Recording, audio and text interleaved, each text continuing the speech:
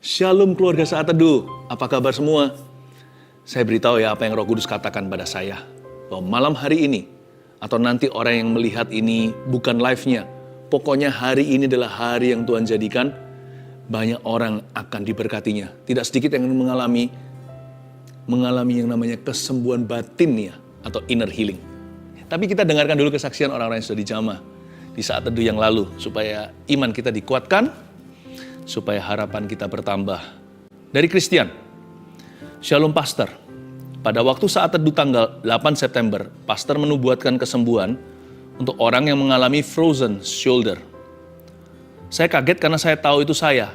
Udah 2-3 minggu ini pundak kanan saya nggak bisa diangkat sampai ketinggian tertentu karena cedera saat sedang bermain bulu tangkis. Setelah Pastor doakan dan puji-pujian dinaikkan, pundak kanan saya terasa agak panas. Selesai Saat Teduh, saya coba angkat, dan ternyata saya bisa mengangkat tangan kanan saya sampai tegak lurus. Awalnya masih ada rasa bekas cedera, tapi setelah beberapa hari hilang total. Haleluya. Saya juga menerima bahasa roh untuk pertama kalinya pada waktu Saat Teduh bersama tanggal 14 Agustus. Waktu itu saya merasakan ada sesuatu yang berkobar di dalam diri saya, dan rasanya tidak ingin berhenti berbahasa lidah, meskipun hanya dengan suara kecil saja. Ternyata bahasa roh itu nggak seperti yang saya pikirkan selama ini. Bahasa roh itu tidak bisa dibuat-buat. Dorongannya pun terasa begitu kuat di hati saya. Tuhan Yesus berkati pastor dan tim. God bless you Christian. Puji Tuhan ya, double mujizat Tuhan berikan kesembuhan fisik dan pengurapan. Ini dari Linda Lilo. Saya mau bersaksi atas kebaikan Tuhan bagi saya. Tuhan Yesus sungguh dahsyat. Pada tanggal 28 Juli saya mengikuti Saat Teduh bersama dan Pastor Philip berkata ada seorang perempuan yang mengalami gangguan hormon dan tidak bisa mempunyai anak. Tuhan akan menyembuhkan keduanya. Dan tidak lama lagi tes kehamilannya pun akan positif. Seketika itu juga saya menangis dan saya imani bahwa hal itu adalah untuk saya. Dan benar-benar Tuhan menepati janjinya. Pada hari Kamis kemarin saya tes dan ternyata hasilnya positif. Tuhan Yesus sangat baik. Doa saya selama 3 tahun pernikahan tidaklah sia-sia. Yesus luar biasa. Terima kasih Tuhan Yesus, terima kasih buat pastor dan tim yang selalu hadir memberkati kami lewat acara Saat Teduh bersama ini. Doakan ya, agar semuanya berjalan baik hingga 9 bulan ke depan. Tuhan berkati kita. Pasti semuanya berjalan baik. Tuhan yang memulai, Tuhan pasti akan menyempurnakannya. Saya doakan di dalam nama Yesus. Linda, kehamilan Anda akan penuh dengan rahmat Allah. Anggi, berbulan-bulan saya bergumul dengan sakit lambung yang rasa-rasanya sudah gak kuat lagi. Hari itu saya ikut Saat Teduh bersama Pastor Philip yang berjudul Jangan Tunda Keselamatan Keluarga. Di akhir acara, Pastor berdoa penubuatan bagi yang sakit. Dan Pastor berkata bahwa ada yang sakit lambung kronis dan harusnya orang tersebut sudah diinfus. Langsung dalam hati saya bilang, itu saya. Saya memang udah hampir memutuskan mau diinfus dan opname lagi saja. Kondisi saya sudah lemah sekali karena muntah cairan lambung tidak berhenti. Secara manusia saya sudah sangat dehidrasi. Lalu Pastor Philip berkata bahwa Anda tidak percaya Tuhan. Saya merasa seperti tertampar. Saya introspeksi sendiri karena selama sakit saya sering merasa ingin mati saja. Saya memakai logika manusia sebanyak 80% dan tidak sepenuhnya percaya sama Tuhan. Ketika pastor berkata bahwa Tuhan sudah sembuhkan lambung saya, puji Tuhan, saya benar-benar sembuh. Bukan hanya lambung, tapi saya tahu sembuh juga hidupmu ketika Tuhan melawatmu. Mari kita bersuka cita dalam Tuhan. Tuhan ada di sini. Segera kita akan mengalami kasih karunia-Nya. Haleluya. Tuhan itu bagi kita tempat perlindungan dan kekuatan. Tuhan itu bagi kita tempat perlindungan dan kekuatan, sebagai penolong dalam kesesakan sangat terbukti.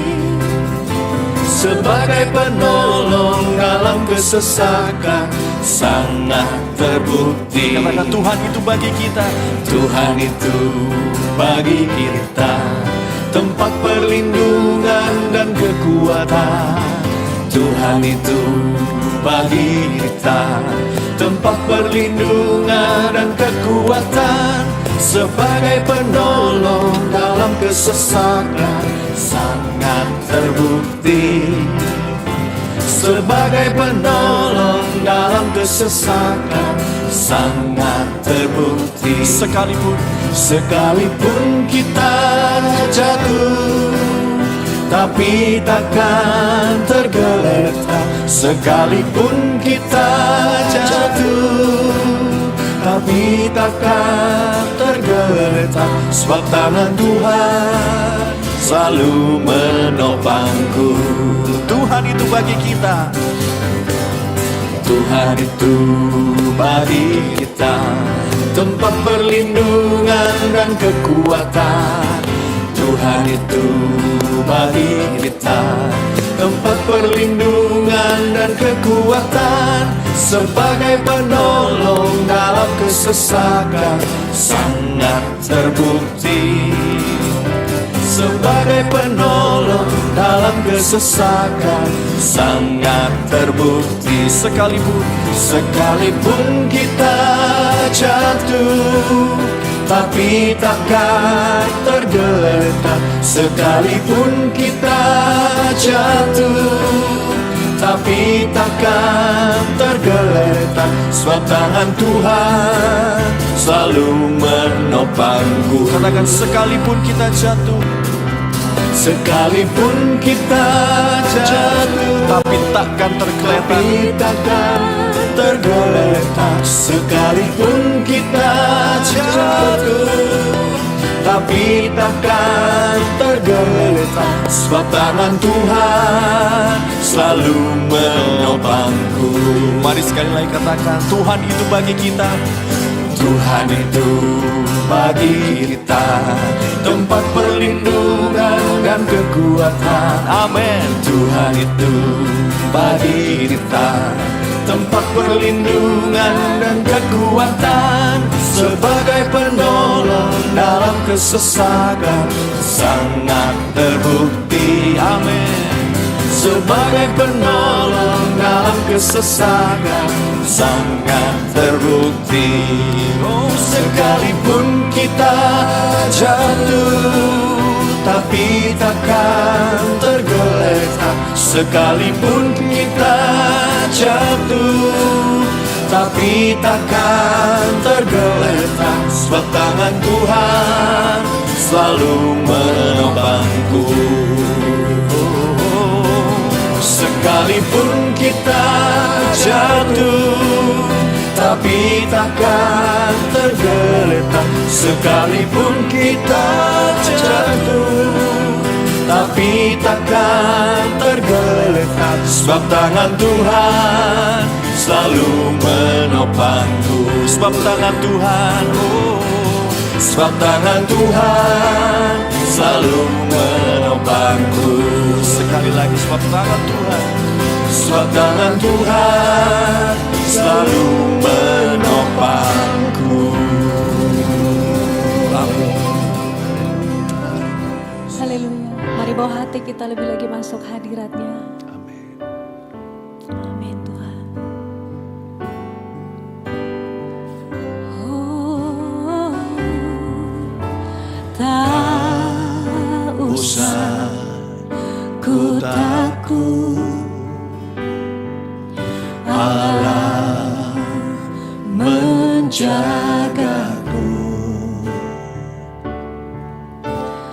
Tak usah ku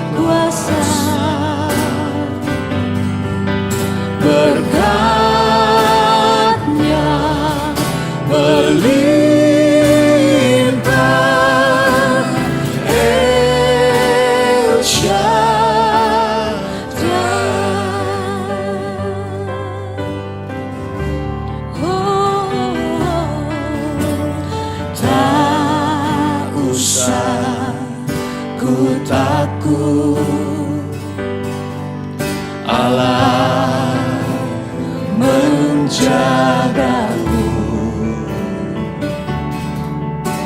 tak usah ku bimbang. Yesus peliharaku, tak usah ku susah. Roh Kudus hiburku, tak usah ku cemas. Dia memberkatiku. El Shaddai, El Shaddai, Dia Allah yang maha kuasa. Maha kuasa. Dia besar, Dia besar. El Shaddai mulia. El Shaddai, El Shaddai,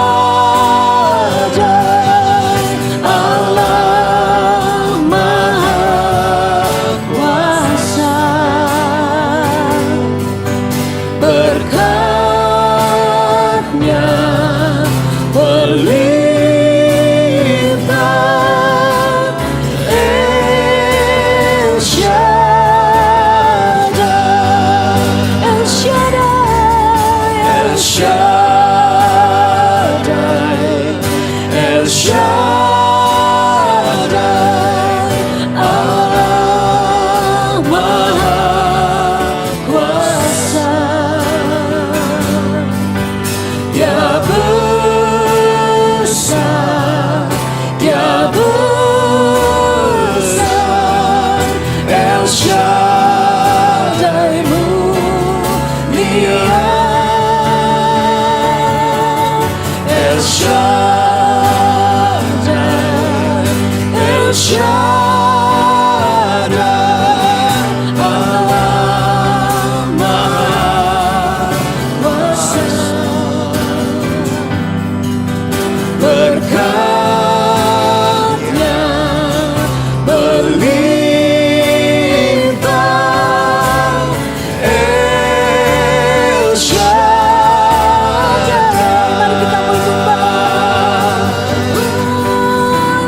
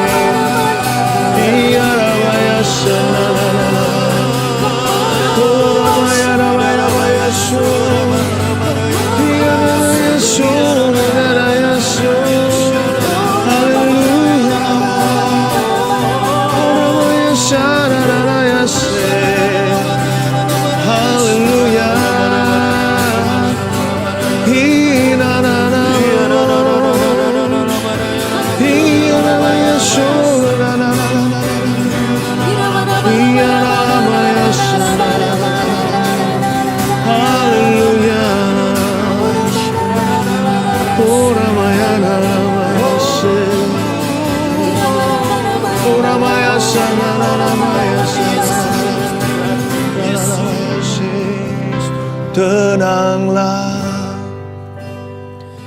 jiwaku dalam naungan sayap-Mu, menembus awan kelabu, pandang kemuliaan-Mu selalu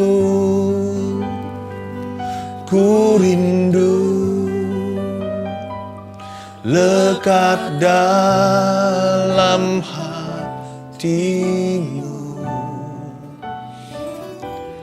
mengikuti rencanamu. Yesus Tuhan Rajaku. Katakan pada dirimu sendiri, Tenanglah jiwaku dalam naungan sayapmu. tembus awan stres kita. Menembus awan gelap, Pandang Dia, pandang kemuliaan-Mu. jangan cemas lagi. Selalu ku rindu lekat dalam hatimu, mengikuti rencanamu. Yesus Tuhan Rajaku, Mengikuti rencanamu Tuhan. mengikuti rencanamu. Yesus Tuhan Rajaku. Tuhan, Engkau itu mudah diikuti karena Tuhan itu selalu jelas. Yesus, tiada seperti Engkau dalam hidup kami, di bumi, di sorga. Tiada seorang pun seperti Tuhan. Biarkan setiap jiwa mengikutimu, ya Tuhan, dengan anugerah. Termasuk orang-orang yang sekarang hari-hari ini mengalami gundah gulana. Setiap jiwa yang gelisah juga dapat ikut Tuhan. Bahwa kami masuk rencanamu itu selalu baik. Rencanamu itu selalu memulihkan. Berkati kami semua keluarga saat itu Tuhan, dengan firman yang datangnya dari hati Bapa. Sembunyikan hamba-hambamu di balik salibmu. Dalam nama Yesus. Amin. Praise the Lord ya. Seperti saya katakan tadi, hari ini Tuhan akan mengembalikan damai sejahtera di hati banyak orang. Minggu ini saat teduh full soal peace atau soal damai itu. Kalau Anda kehilangan damai sejahtera, saya percaya di hadirat Allah sekarang ini Anda akan memperolehnya kembali. Bahkan banyak orang kan mengalami kesembuhan batinnya. Tanpa kita sadari, yang namanya anxiety atau kecemasan itu bisa-bisa berakar pada luka batin loh. Mari kita buka firman Tuhan terlebih dahulu. Ya, kita buka di kitab Yesaya. Kasih judul, Yesaya 41, berikan judul bebas dari rasa cemas. Itu adalah pembahasan kita hari ini. Bebas dari rasa cemas atau anxiety.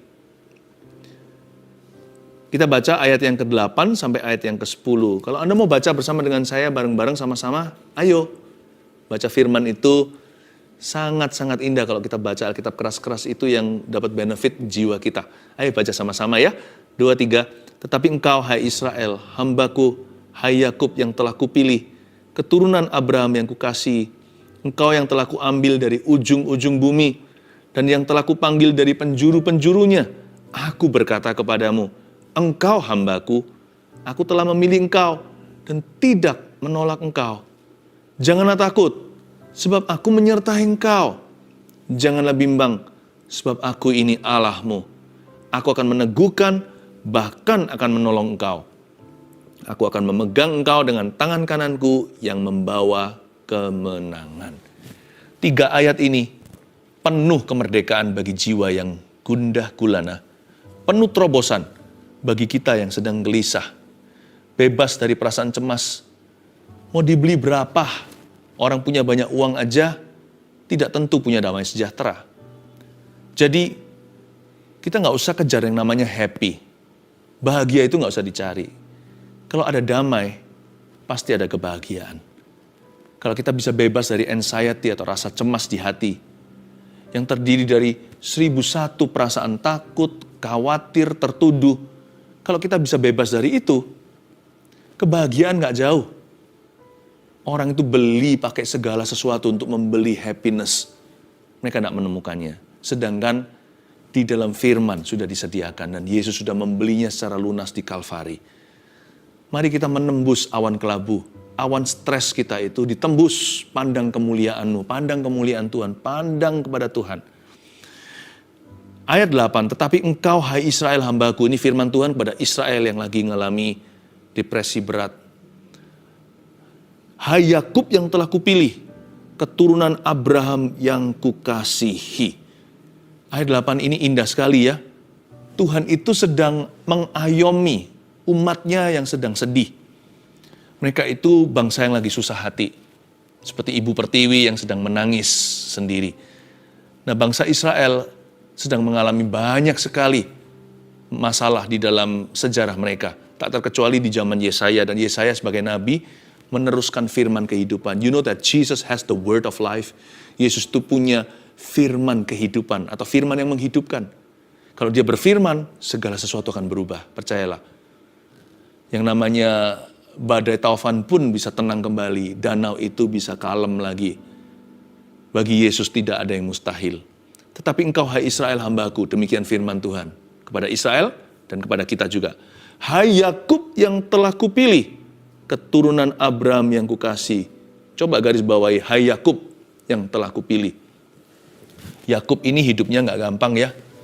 Diusir dari rumah, ya memang sih ada salahnya. Karena dia mengambil hak kesulungan kokonya. Sekalipun legal sih ya legal saja. Kan sudah terjadi transaksi untuk semangkuk kacang merah. Tapi Yakub pergi sebatang kara. Lalu habis itu dia mengalami banyak bullying di negeri orang. Di tempat Laban pamannya. Ditipu berkali-kali ini itu. Ketakutan gak hanya sekali, dia akan ketemu dengan kokonya nanti, wah itu ngeri. Lalu dia gelut sama Tuhan di pulau sendiri. Anda tahu kan ceritanya Yakub? Dari antara semua patriarchs atau tua-tua Israel, Abraham, Ishak, Yakub, Yusuf termasuklah. Yakub ini yang paling gejolak. Hidupnya itu paling gak tenang. Yusuf juga sih, semua masing-masing ada. Tapi Yakub ini yang paling yang paling tidak mudah untuk diatur. Makanya itu di Yesaya berkali-kali Tuhan bernubuat lewat mulut Nabi, hai kamu, si ulat Israel, si cacing Yakub, dari antara semua bapak-bapak Israel ini, Yakub kayaknya yang paling gak layak, paling banyak dosanya, paling banyak kekurangannya, paling menyolok kelemahannya.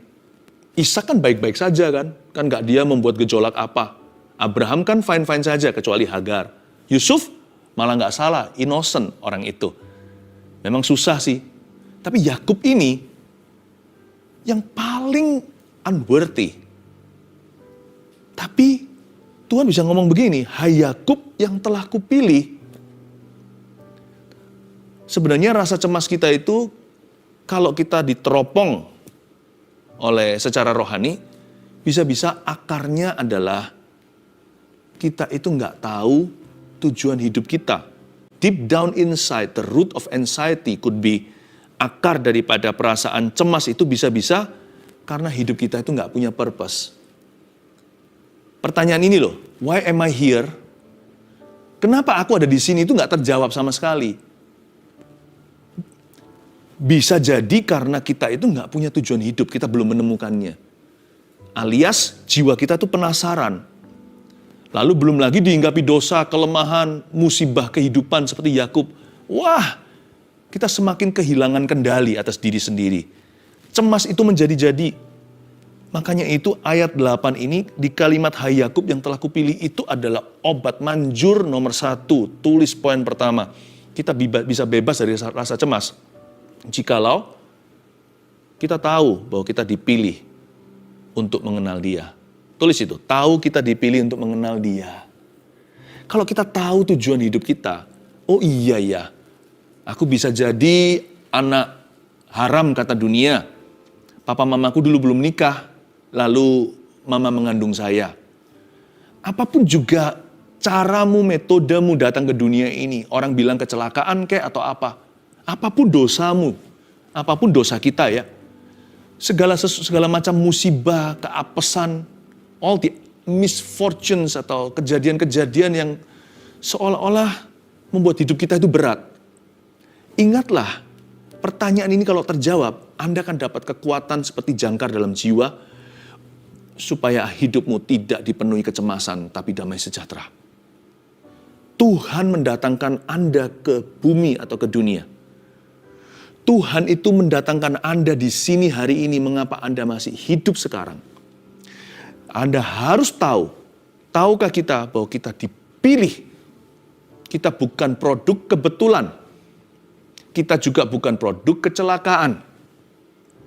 Tuhan telah memilih kita, bahkan lebih dari panggilan. Kita ini pilihan. Masa sih Pastor Philip, rongsokan seperti saya? Hidup ini sudah sepertinya bercerita bahwa aku ini tidak di-welcome di dunia. Belum lagi aku sendiri gak suka diriku sendiri. Aku ini benci hidupku. Jangan. Seterpuruk apapun kondisimu, emas murni itu gak pernah berubah. Mau emas batangan 24 karat 1 kilo itu di dalam mulut hewan atau di dalam kotoran binatang, mau jatuh ke selokan, dia punya value atau nilai tidak berubah. 1 gram sesuai harga pasaran hari ini tidak bisa diganti. Tinggal dibersihkan aja dari kotoran binatang itu. Tinggal dicuci, kinclong lagi atau bersinar kembali. Your basic value cannot change. Nilai dasarmu tidak bisa berubah. Engkau dan aku dicipta dalam gambaran rupa Allah, lalu belum lagi setelah kita jatuh, kita ditebus kembali, dibayar 2 kali loh. Pertama dengan gambar rupa Allah, lalu kita dibayar kembali, ditebus dengan darah anak domba Allah. Kita dibeli lagi dengan price tag nyawanya Tuhan Yesus. Tahu nggak, kita ini bukan cuma dipanggil, bukan hanya sekedar ditawari atau ditawarkan sebuah kehidupan. No, kita dipilih sebelum dunia dijadikan. Katakan amin. Pastor Philip, susah untuk saya percaya. Udah, jangan berdebat dengan Allah. Katakan aja, terima kasih Tuhan. Terima aja ya dan amin dan berkata, Tuhan, itulah takdirku tertinggi. Nilaiku yang paling mendasar. Aku dipilih untuk mengenal Engkau. Kalau nggak sembuh, nggak mungkin itu. I've been chosen. I am chosen. Saya jadi ingat satu lagu lama nih. Bunyinya kira-kira begini. The greatest thing in all my life is knowing you. The greatest thing in all my life is knowing you. I want to know you more. I want to know you, Lord. The greatest thing in all my life is knowing you. Tinggal diganti aja ujung-ujungnya. The greatest thing in all my life is loving you. The greatest thing in all my life, ganti lagi, is serving you. I want to know you, Lord. I want to know you, Lord. The greatest thing in all my life is knowing you. Kalau kita bisa menghadap Tuhan dan mengakui, Tuhan, the greatest thing in all my life, hal terbesar di hidup saya ini adalah untuk mengenalmu, untuk melayani dan mengasihimu. Apa yang aku lakukan atau tidak lakukan tidak bisa mengubah cinta kasihmu dan takdirku atas hidupku. Kalau Anda bisa menghadap Tuhan dan saya bisa menghadap Tuhan, melaporkan demikian, ada banyak tembok kecemasan, runtuh sendiri. Tidak perlu didoakan.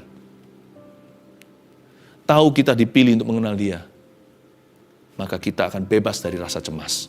Ayat 9. Engkau yang telah kuambil dari ujung-ujung bumi, dan yang telah kupanggil dari penjuru-penjurunya. Lihat ya, Tuhan seperti seolah-olah mau membuat mereka itu bisa punya perasaan aman dengan dirinya. Tahu nggak? Kamu itu aku ambil loh dari ujung bumi, dan aku panggil dari penjuru-penjurunya. Ini kepada bangsa yang krisis identitas. Tuhan memberikan firman yang memerdekakan.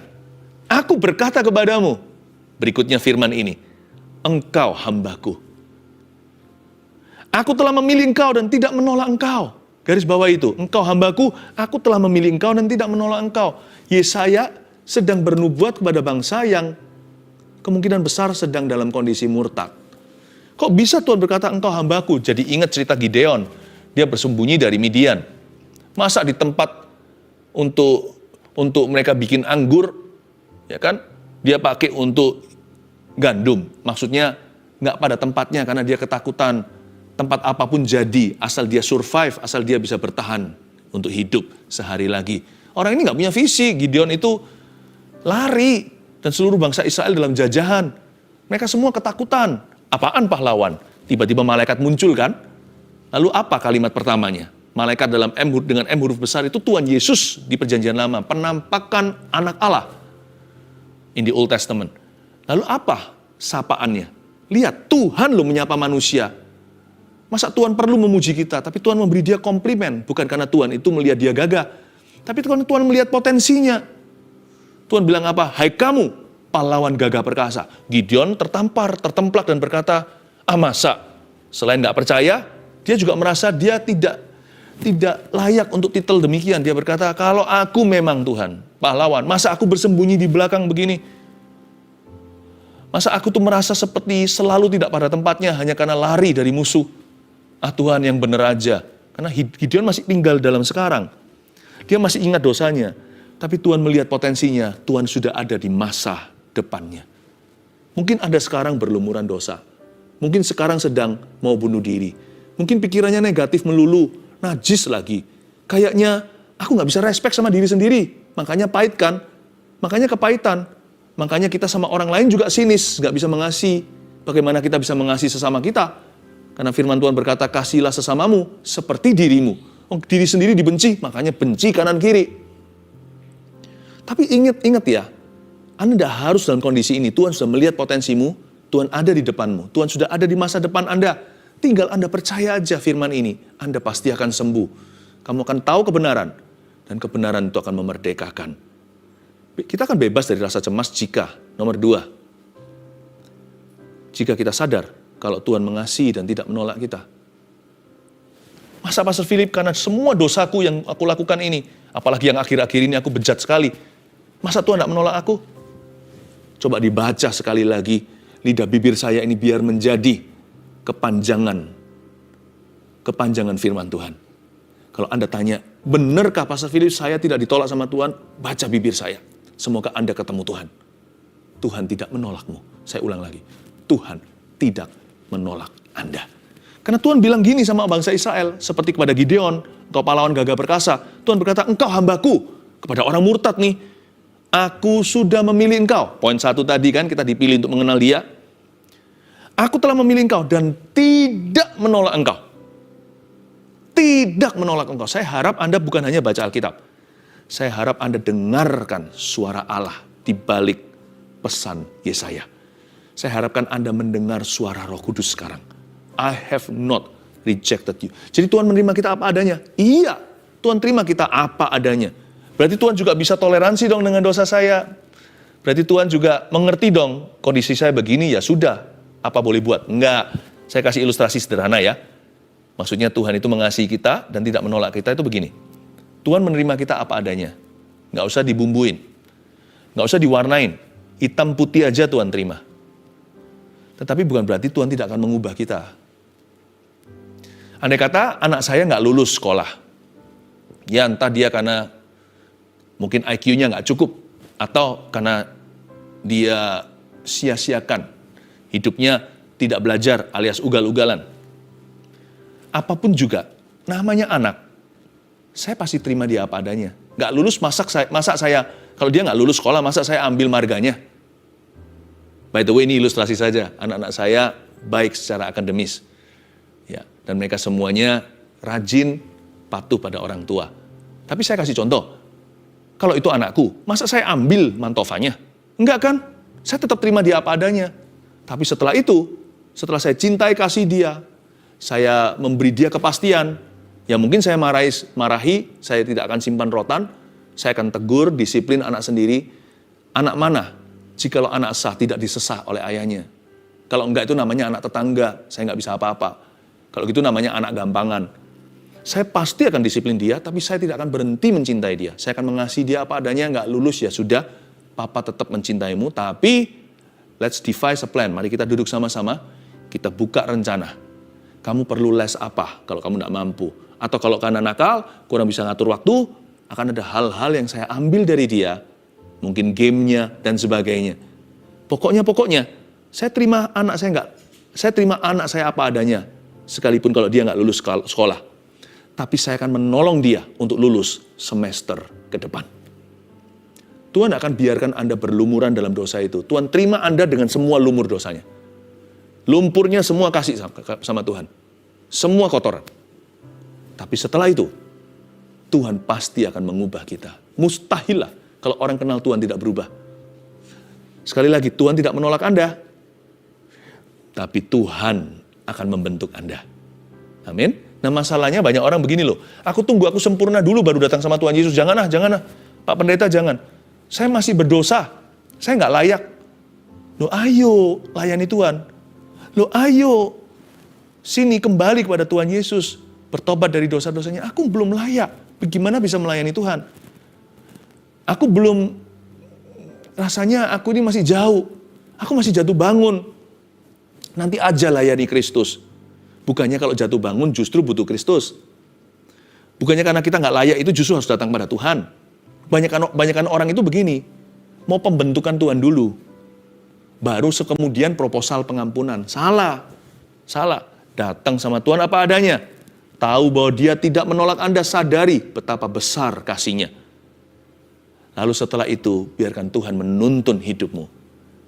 Saya yakin Tuhan akan mengubah kebiasaan buruk kita.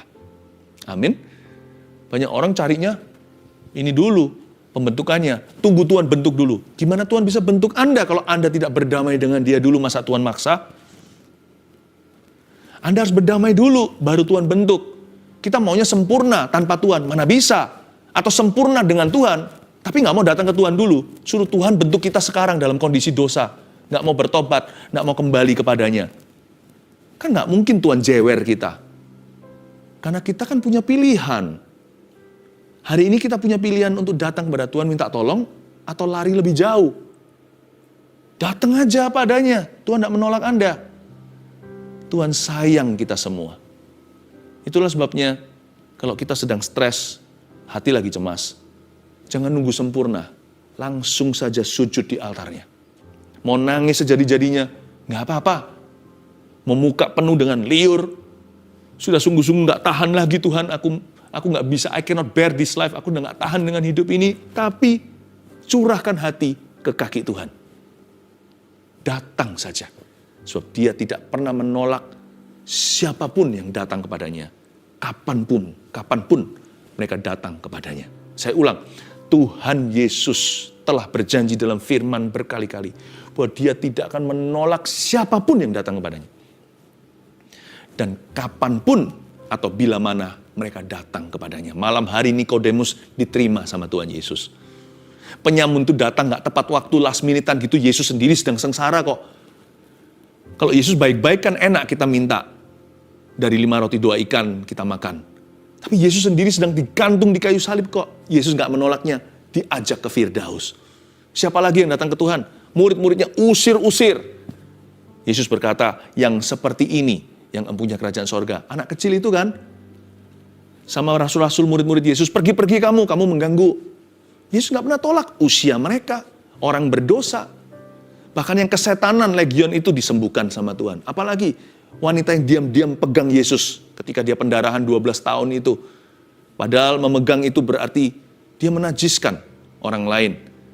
Karena hukum ritual saat itu orang yang pendarahan, jangankan pendarahan, orang yang menstruasi aja tidak boleh berada di dalam perkemahan. Mereka harus isolasi. Itu hukum agamawi. Dia berani melanggar hukum. Yesus marahin enggak? Malah Yesus Kristus luruskan. Siapa jamaahku? Lalu sembuhkan. Dan kasih dia pesan. Tinggallah dalam kesembuhan itu. Imanmu menyembuhkanmu. Siapa lagi? Coba pikirkan. Orang yang paling jahat, paling jahanam. Pemungut cukai. Sampai Yesus itu difitnah atau dikata-katain. dia adalah sahabat orang berdosa karena dia makan bersama dengan pemungut cukai itu. Dia makan dengan orang-orang berdosa, seorang pelacur, atau seorang wanita yang tidak beres, nggak benar, seorang perempuan nakal, ya kan, datang ke kaki Yesus, membasuh dengan rambutnya. Pernah dari tubuhnya diusir banyak roh jahat. Tuhan terima semuanya. Siapa lagi? Terlalu banyak kalau saya ceritakan satu persatu. Sakeus. Tuhan nggak menolak. Bukan Tuhan menolakmu, maka engkau tidak sembuh. Tapi engkau dan aku menolak untuk datang. Ayat yang ke-10. Janganlah takut, sebab aku menyertai engkau. Lihat itu. Kata-kata Tuhan yang menyejukkan hati. Kata-kata Tuhan Yesus yang mengayomi. Yang membawa damai sejahtera. Do not fear. Jangan takut. Bahkan Tuhan berkata, jangan takut sama saya. Takut akan Tuhan itu adalah prinsip kehidupan, tapi jangan takuti Tuhan. Janganlah takuti aku, sebab aku tuh menyertai engkau. Janganlah bimbang, jangan menjauh, sebab aku ini Allahmu. I want to help you. Aku akan meneguhkan, bahkan akan menolong engkau. Kalau kamu fine-fine saja, aku loh ingin membangun hidupmu, aku tuh bukan mau meruntuhkan. Meneguhkan itu berarti kan di masa sekarang. Apa yang kita lakukan itu Tuhan afirmasi. Ya, seperti seorang ayah memuji anaknya, good job my son, bagus sekali karyamu atau prakarya itu. Tuhan itu ingin sekali untuk membangun rasa percaya diri kita. Tuhan ingin sekali untuk membangun kehidupan kita dengan rencananya. Tapi nggak berhenti di membangun. Tuhan tahu kita ini syarat masalah. Kita ini selalu cenderung punya problema. Belum lagi kita juga punya kecenderungan untuk menjadi problemanya. Makanya Tuhan menjanjikan begini, aku akan meneguhkan, bahkan itu berarti extra mile, itu mil kedua. Bahkan aku mau loh, rela loh menolong engkau. Ya, aku akan memegang engkau dengan tangan kananku yang membawa kemenangan. Di ayat 10b, aku akan meneguhkan, menolong, dan memegang engkau. Itu bicara masa kini, afirmasi. Tapi juga bicara masa lalu, hal-hal dulu yang belum beres hingga kini. Itu loh yang masih ada PR-nya hari ini.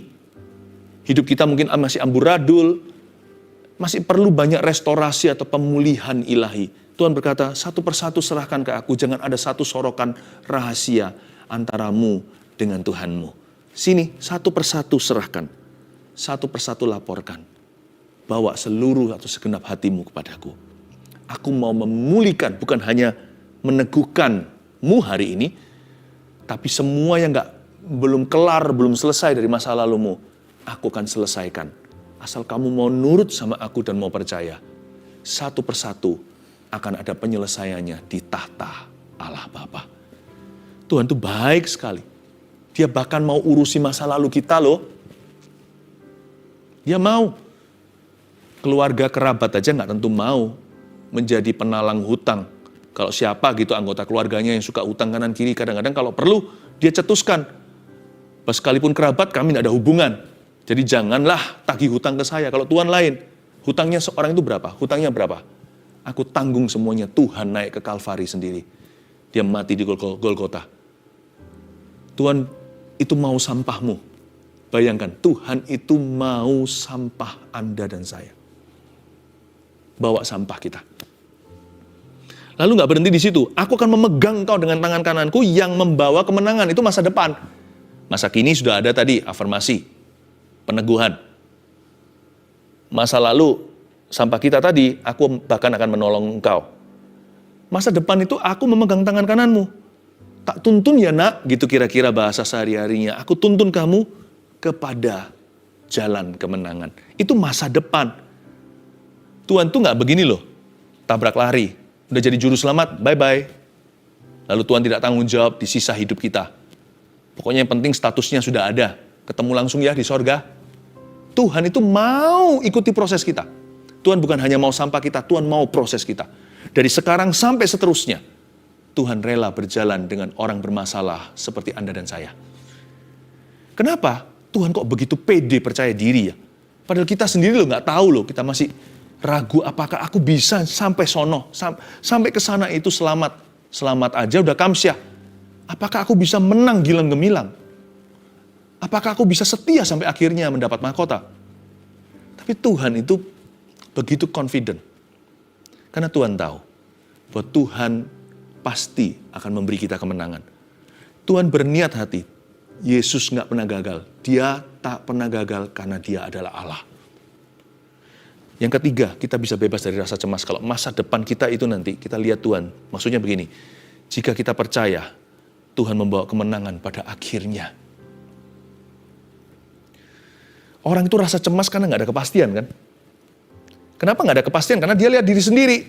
Dan dia lihat dunia yang tidak menentu. Yang gonjang-ganjing, yang gonta-ganti. Apa pegangannya? Uang? Di dalam hati kita tahu. Harta itu nggak bisa beli segala. Ada hal-hal tertentu. Kalau sudah waktu, mau punya duit berapapun, hanya memperlama.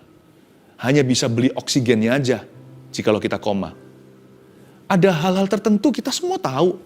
Rasa aman kita itu pada koneksi kah? Gimana jikalau orang itu mati? Di dalam hati kita itu kenapa manusia cenderung cemas?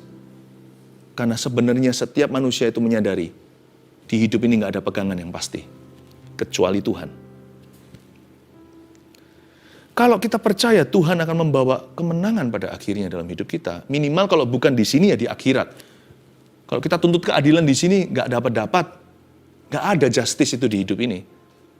Tapi kalau kita tahu pada ujungnya, kalkulasi Allah tidak akan pernah meleset, pada akhirnya itu kemenangan milik orang benar, sekalipun aku sengsara, namun demikian, kesengsaraanku yang sementara ini tidak sebanding dengan kemuliaan yang Tuhan telah sediakan. Kalau mata kita tertuju sampai kepada kekekalan, kalau mata kita tertuju pada Tuhan, kita nggak akan penasaran kok. Cemas kita itu nggak seberapa, karena kita tahu ujungnya kita dapat mahkota.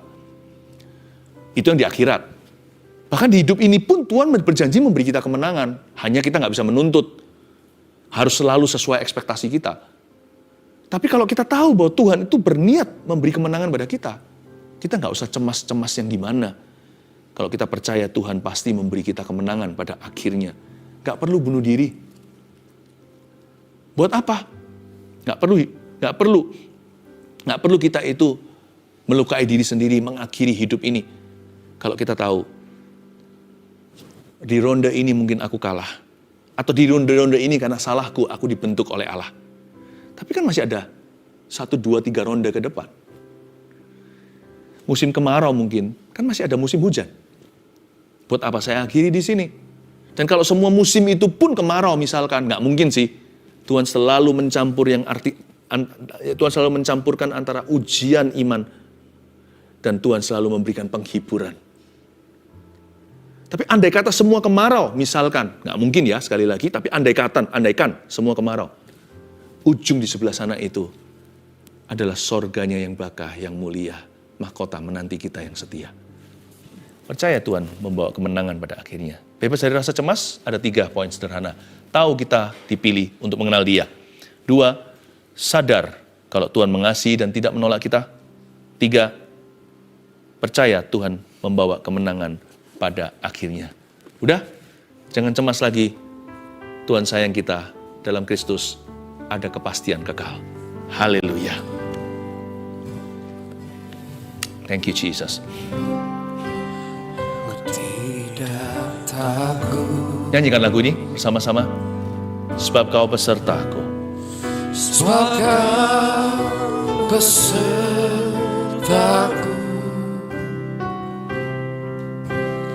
Ku tidak bimbang,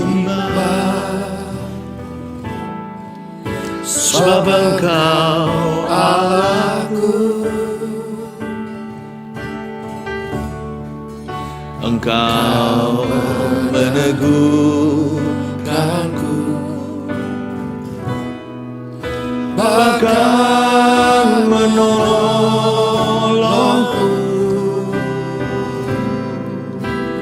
Kau batu karangku, Yesus Tuhan. Yesus memegangku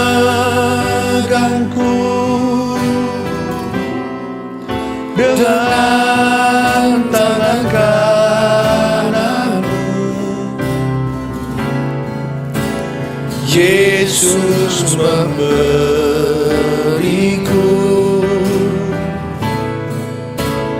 kemenangan.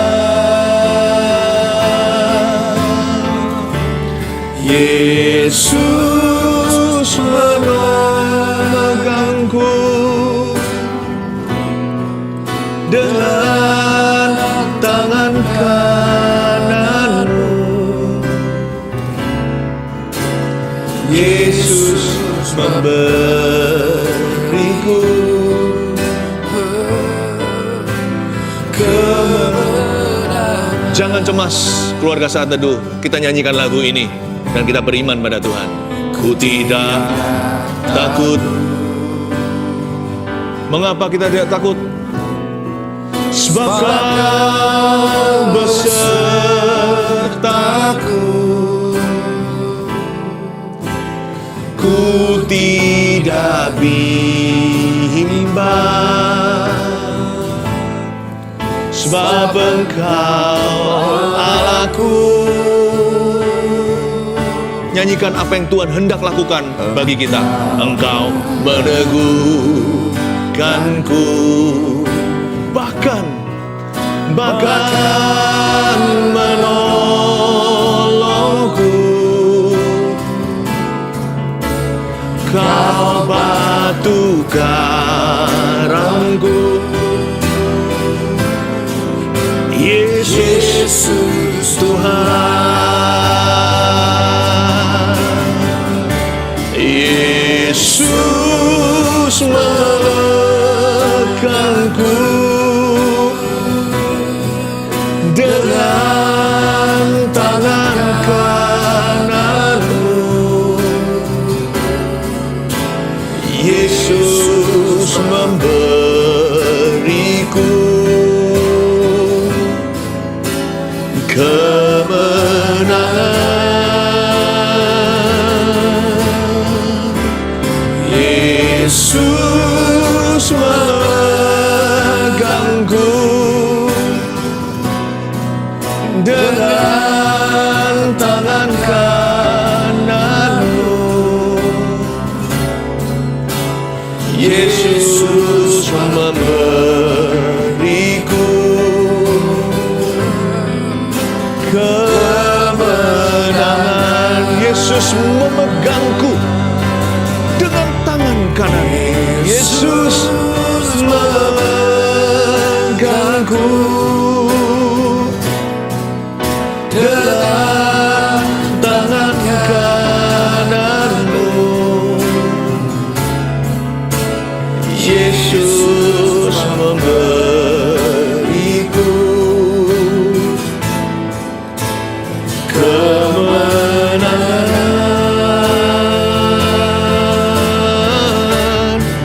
Yesus memegangku dengan tangan kananmu. Yesus memberiku kemenangan. Saya merasakan Roh Kudus menyuruh beberapa orang untuk melepaskan pengampunan kepada orang tuanya yang secara nggak sengaja waktu kecil menolak gendernya. Ada di antara Anda yang masih punya roh penolakan, sehingga Anda susah sekali menjadi orang yang merasa damai di hidup ini. Anda juga tidak bisa menerima diri sendiri. Satu orang yang Anda paling susah ampuni yaitu dirimu sendiri. Perfeksionisnya, nggak kebilang. Dikit-dikit merasa gelisah, dikit-dikit merasa kurang. Pokoknya selalu aja menyadari kesalahannya, kekurangannya. Ada baiknya mau sendiri. Tapi menurut saya ini sudah batas keterlaluan. Ini sudah nggak lumrah lagi karena ini sudah roh penolakan. Lepaskan pengampunan. Roh Kudus suruh beberapa orang itu untuk melepaskan pengampunan. Anda dulu diharapkan sebagai bayi yang lawan jenis. Karena mungkin keluarga sudah cowok-cowok gitu atau cewek-cewek gitu. Beberapa juga di sini saya melihat ada seorang perempuan yang tomboy banget. Dan Anda juga kadang-kadang merasa dirimu laki-laki atau apa. Roh penolakan itu kuat sekali. Dan Anda tidak pernah akur dengan orang tua. Ampuni di dalam nama Yesus. Jesus loves you. Aku patahkan roh penolakan dan roh kepahitan di dalam nama Tuhan Yesus Kristus. Tinggalkan orang itu. Aku perintahkan roh penolakan dan roh kepahitan to go away. Pergi dalam nama Yesus. Jemaat, saya bisa kalem ngomongnya. Tapi mungkin di sebelah sana sekarang teriak-teriak. Ada kuasa, ini konfrontasi kuasa. Ada seseorang yang mengalami kelapasan. Saya dengarkan suara tangisan seorang yang nangis. Tapi nangisnya jerit-jerit. Jesus loves you. Kalau Anda ada di dekat orang itu, Anda anggota keluarganya, just calm that person down. Itu spiritnya yang sakit, jiwanya yang selama ini tertekan. Jesus loves you. Terima kasih Tuhan. Saya melihat obat pink dan putih, pil-pil, bukan pil apa itu, bukan kapsul tapi pil ya. Banyak sekali di tangan seseorang, makanya begini loh, pink yang merah muda dan putih-putih beberapa gitu. Makanya begini, satu obat mas, satu obat penenang. Anda tidak akan pakai itu lagi. Mulai hari ini, you'll be free. Go, anak Tuhan, pergi dan jangan berpikiran demikian lagi. Tuhan Yesus sudah membebaskan, go and sin no more. Dalam nama Yesus aku patahkan. Itu bukan solusi.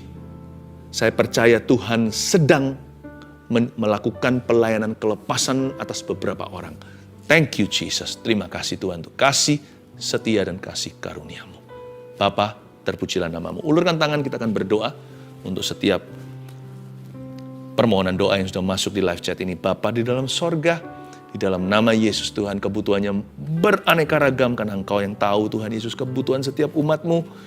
Dari yang untuk bayar cicilan rumah, sampai yang untuk bayar tagihan, sampai yang terlilit hutang, hingga pernikahannya. Ya Tuhan yang tidak baik, ya Tuhan kekerasan dalam rumah tangga, suaminya pergi, nggak kembali, selingkuh, anaknya sakit.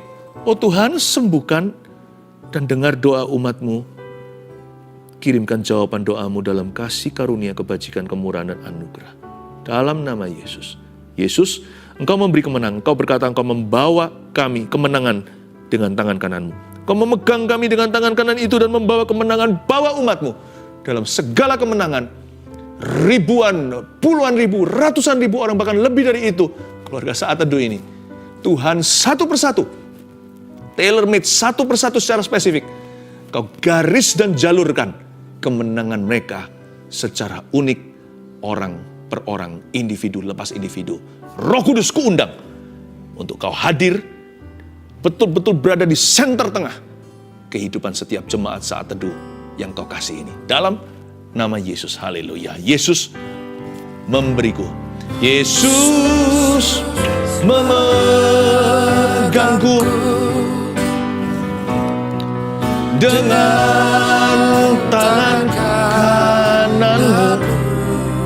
Haleluya. Yesus memberiku kemenangan. Katakan dengan iman, ayo semua beriman pada Tuhan. Haleluya. Yesus memegangku dengan tangan kananmu. Yesus memberiku kemenangan. Yesus memberiku kemenangan. Haleluya. Yesus memberiku kemenangan. Aku tidak akan gelisah, tidak akan cemas lagi sebab Yesus memberi saya kemenangan. Yesus memberiku kemenangan. Haleluya. Mari kita semua angkat tangan, terimalah berkat dan kemenangan dari Allah Bapa, Putra, Roh Kudus. Jangan cemas lagi, damai sejahtera di hati. Tuhan membebaskan setiap kita dari rasa takut kita. Terima kasih Yesus, dalam namamu kami berdoa. Haleluya, amin. Tuhan itu bagi kita tempat perlindungan dan kekuatan. Tuhan itu bagi kita tempat perlindungan dan kekuatan. Sebagai penolong dalam kesesakan sangat terbukti. Sebagai penolong dalam kesesakan sangat terbukti. Sekalipun kita jatuh, tapi takkan tergeletak. Sekalipun kita jatuh, tapi takkan tergeletak. Sebab tangan Tuhan selalu menolongku. Tuhan itu bagi kita tempat perlindungan dan kekuatan. Tuhan itu bagi kita tempat perlindungan dan kekuatan. Sebagai penolong dalam kesesakan sangat terbukti. Sebagai penolong dalam kesesakan sangat terbukti. Sekalipun kita jatuh, tapi takkan tergeletak. Sekalipun kita jatuh, tapi takkan tergeletak. Sebab tangan Tuhan selalu menopangku. Sebab tangan Tuhan selalu menopangku.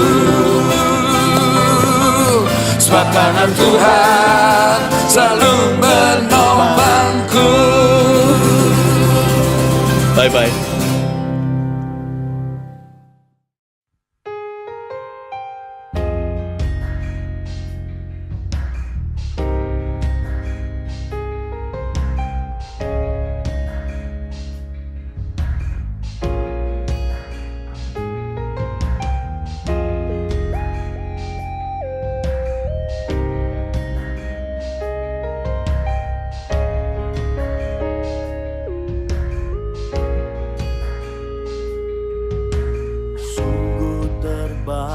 Atas kuasaku, pengharapanku, seturut yang kulihat.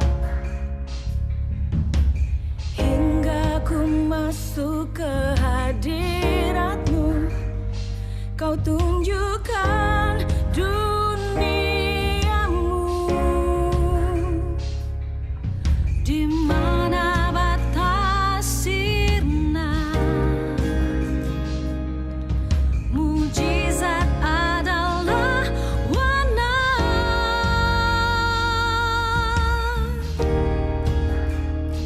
Mujizat-Mu membuat yang ada dari yang tak ada. Mujizat-Mu sanggup membatalkan niat musuh-musuhku,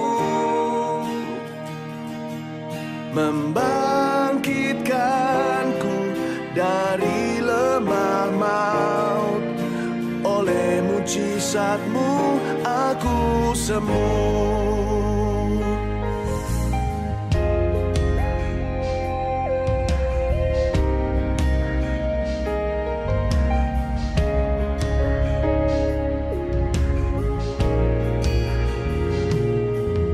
Sungguh terbatas kuasaku, pengharapanku, seturut yang ku lihat. Hingga ku masuk ke hadirat-Mu, Kau tunjukkan duniamu, di mana batas sirna.